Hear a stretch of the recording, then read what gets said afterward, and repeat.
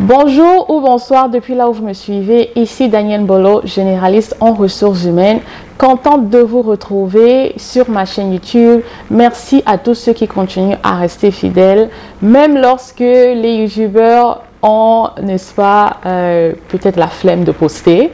Alors, dans le titre d'aujourd'hui, comme vous le savez, il y a plein de mauvaises nouvelles sur l'immigration canadienne. Mais je n'aime pas souvent trop m'attarder sur les mauvaises nouvelles. Donc, j'essaie un peu d'avoir un autre type de contenu. Voilà. Mais je pense que celle-ci est, n'est-ce pas, très importante. Aujourd'hui, je vous parle de la politique visant à mettre fin à la possibilité pour les visiteurs de demander un permis de travail étant déjà sur le territoire canadien. Donc, ça date déjà quand même de 2 semaines, presque 2 semaines, que la politique est sortie. Donc, juste pour vous rappeler en fait.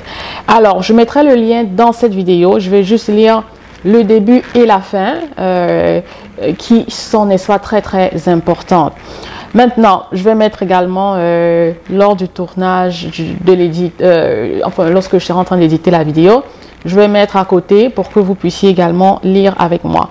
Alors, déjà en grand titre, le Canada met fin à la politique d'intérêt public permettant aux visiteurs de présenter une demande de permis de travail depuis le Canada. Ottawa, le 28 août 2024. IRCC a mis fin avec effet immédiat à une politique d'intérêt public qui permettait aux visiteurs de présenter une demande de permis de travail depuis le Canada. Alors ça, c'est le début et puis la fin. IRCC continuera à traiter les demandes présentées avant le 28 août 2024 en vertu de cette politique. Donc, je mettrai le lien comme j'ai dit. Et puis, vous pouvez voir dans cette vidéo que c'est, n'est-ce pas, enfin, regrettable pour les visiteurs qui pensaient avoir recours à cette politique pour pouvoir rester au Canada. Malheureusement, ce sont, n'est-ce pas, les conséquences, si je peux dire ainsi, on vit toujours les conséquences de la pandémie parce que présentement, même les Canadiens, ceux qui sont déjà sur le territoire, c'est difficile de trouver du travail. Donc, ils ont jugé qu'ils n'ont plus vraiment besoin que les visiteurs restent. C'est ça. Pendant la pandémie, beaucoup de personnes démissionnaient, beaucoup de personnes, n'est-ce pas, ont perdu la vie.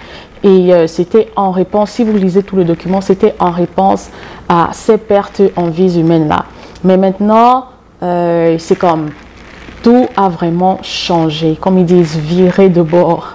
Parce que même les Canadiens ont de la peine à trouver un travail. C'est en raison de l'économie. Comme même les grandes entreprises, c'est ça, l'économie, enfin, il n'y a plus assez pour payer tous les employés. Donc, c'est en fait ça le grand problème.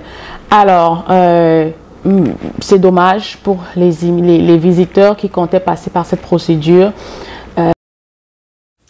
Petite pause publicitaire, chers abonnés, j'offre désormais des services de consultation en entrepreneuriat, plus précisément en lancement d'entreprise. Si vous résidez déjà au Canada et que vous avez un projet d'entreprise, mais vous ne savez pas par où commencer pour vous enregistrer, ou encore quelle structure fiscale il vous faut, quels outils dont vous avez besoin et comment chercher du financement. Je suis la personne indiquée pour vous accompagner dans ce domaine. N'hésitez surtout pas à visiter le lien dans la description ou en commentaire pour réserver dès maintenant une séance de consultation privée.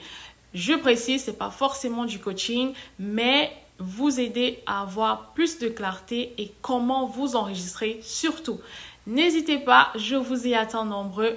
À bientôt.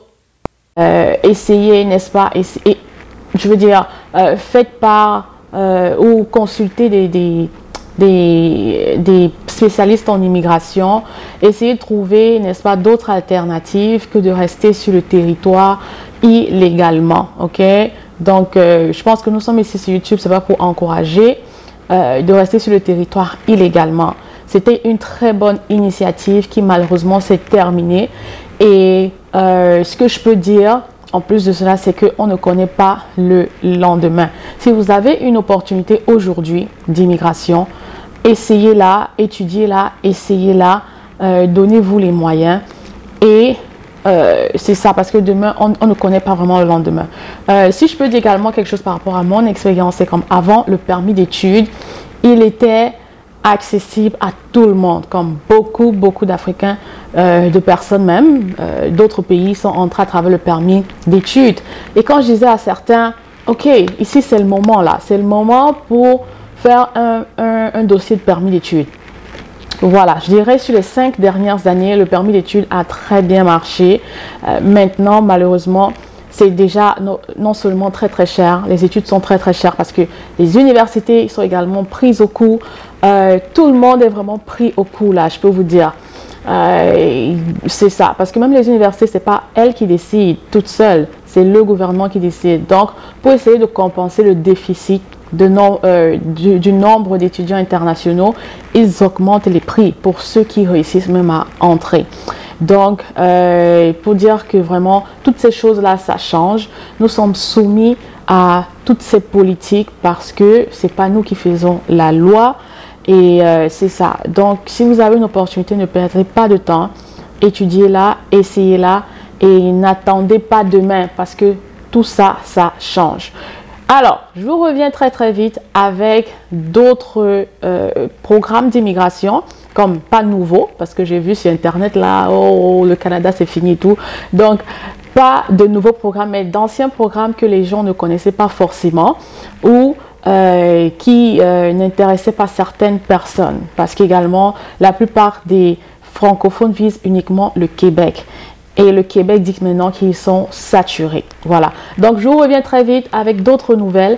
Surtout, restez connectés sur la chaîne de Daniel Mbolo, Immigration Talk with Daniel. Merci à tous ceux qui sont restés fidèles, même pendant mon absence. Je suis contente de vous retrouver. Et surtout, posez-moi vos questions, likez, commentez s'il vous plaît. N'oubliez pas de liker, commenter, ce serait très apprécié. Vous abonner également et partager avec vos proches. Bientôt, on sera à 5000. C'est un travail de longue haleine et je vous remercie. À bientôt.